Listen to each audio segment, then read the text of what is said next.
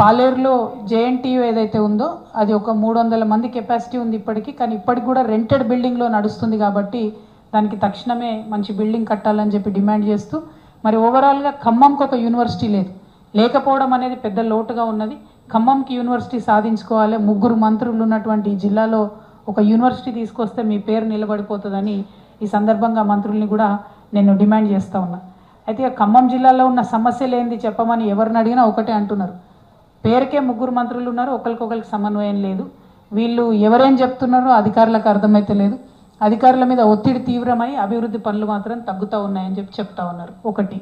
2, ఏదైతే ఇందిరమ్మ ఇల్లు ఇస్తామని చెప్పి అధికారంలోకి వచ్చారో కేసీఆర్ గారు బీఆర్ఎస్ హయాంలో 5,34,000 రూపాయలు ఒక అర్బన్ హౌస్కి ఇచ్చేవాళ్ళు. ఇప్పుడు వీళ్ళేం చేసిర్రు, కాంగ్రెస్ పార్టీ వచ్చిన తర్వాత దాన్ని 34,000 కట్ చేసి 5 లక్షలకే ఇందిరమ్మ ఇల్లు అని చెప్పారు. ఓకే, దాంట్లోంచి ఏం చేసిండ్రు, ఇప్పుడు 75,000 NREGS మహాత్మా గాంధీ ఉపాధి హామీ పథకం కింద దాన్ని అటాచ్ చేసిర్రు. దాంతో ఏమవుతుంది, ఇల్లు కట్టుకునే వాళ్ళకి ఆ 75,000 రాకుండా పోతున్నది. కాబట్టి ఇల్లు ఎవరికైతే వచ్చింది కూడా కాంగ్రెస్ వాళ్ళకే ఇచ్చుకున్నారు, కార్యకర్తలకు. ఆల్మోస్ట్ ఎవ్రీ విలేజ్లో 5-10 మందికి వాళ్ళకే ఇచ్చుకున్నారు. కానీ వాళ్ళ కాంగ్రెస్ కార్యకర్తలకు కూడా ఆ చివరి బిల్లు రాకుండా ఉండిపోతున్నది, ఇబ్బంది జరుగుతూ ఉంది. కాబట్టి ఇందిరమ్మ ఇండ్ల మీద స్పెషల్గా ఒకసారి రివ్యూ చేయాలని చెప్పి నేను ఇక్కడ ఉండేటటువంటి మంత్రివర్యులందరినీ కూడా కోరుతా ఉన్నాను.